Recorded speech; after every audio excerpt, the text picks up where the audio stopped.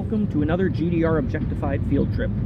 We find ourselves once again in Berlin, the former East German capital, and today we're going to spend a little time exploring the Treptow district.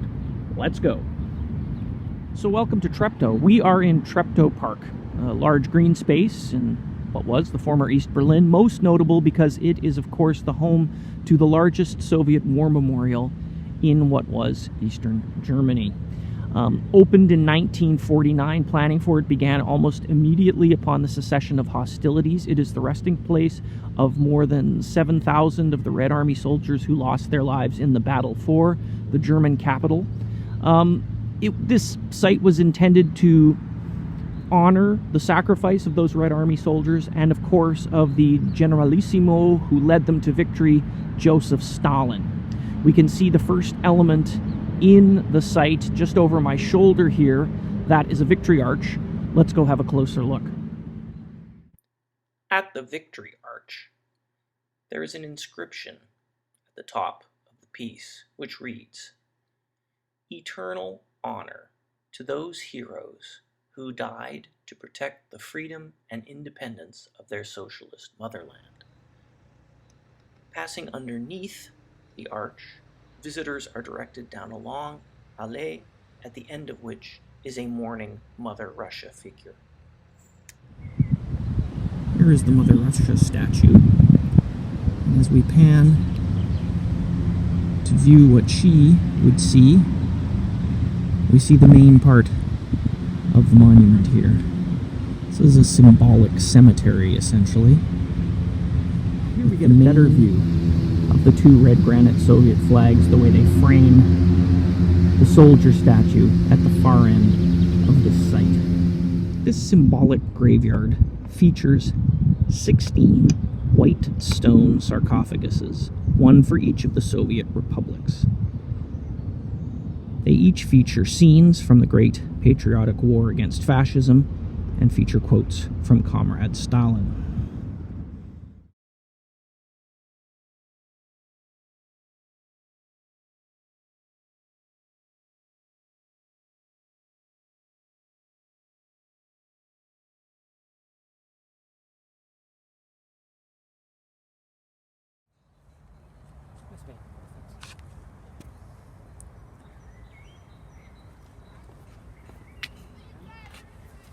The 11.5-meter tall bronze statue of a Red Army soldier holding a little girl while crushing a swastika under his boot and holding a large sword is the centerpiece of this site.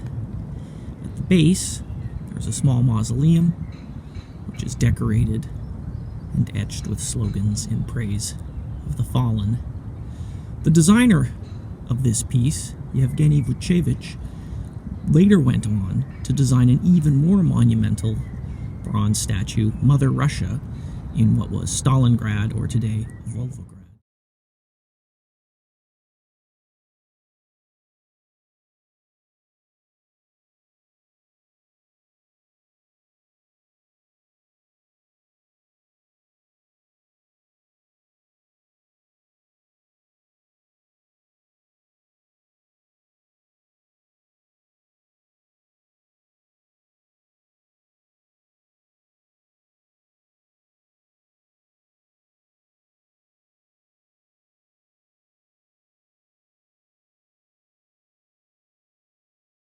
In GDR times, this site was used for rallies on 3 specific days of the year.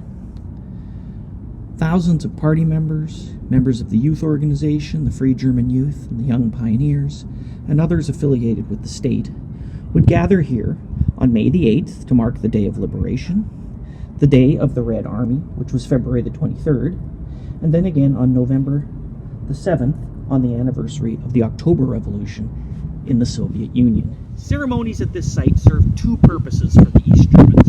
Number 1, they were demonstrations of fealty to the Soviet Union. Number 2, they served to underpin the official ideology of anti-fascism, here making a link between the sacrifice of the Red Army for the liberation of the German people. And this site had a bit of a cameo during the Wende period as well. Between Christmas and New Year's of 1989, as the SED's grip on power was loosening, vandals came to the site and smeared anti-Soviet graffiti on some of the sarcophaguses. This caused considerable concern in the population, both east and west, and the Socialist Unity Party used this as a rallying point, calling for a public demonstration on January 3rd of 1990.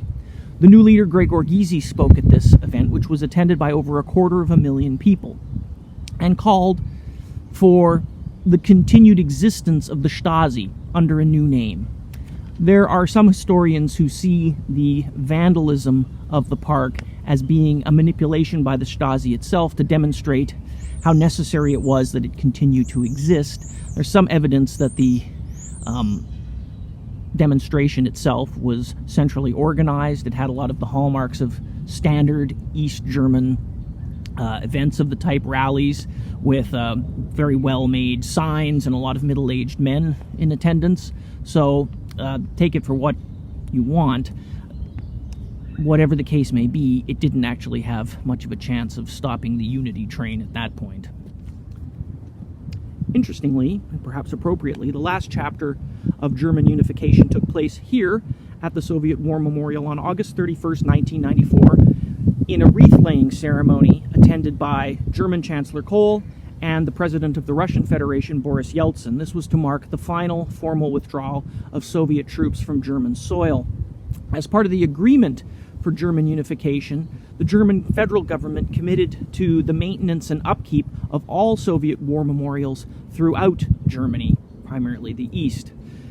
This site here has undergone substantial renovations over the year, and I just saw during my trip this time that further work is scheduled to take place again soon.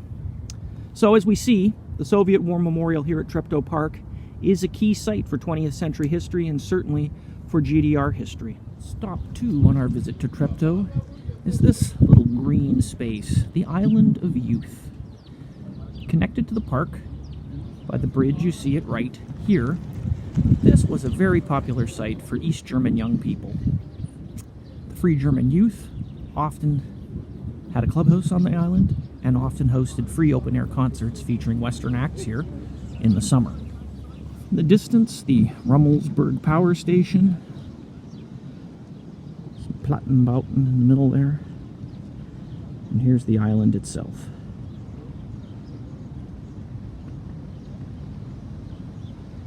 Here's the island as it is today. This open space is where the open-air stage used to be. Today it's just a fine area to picnic, or sunbathe, or smoke pot, or all of the above.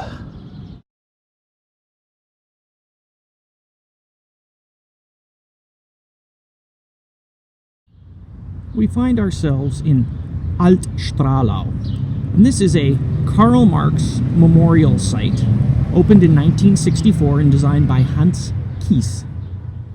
This was one of a series of Karl Marx memorials that the East German government commissioned in order to commemorate sites of Marx activities during his lifetime.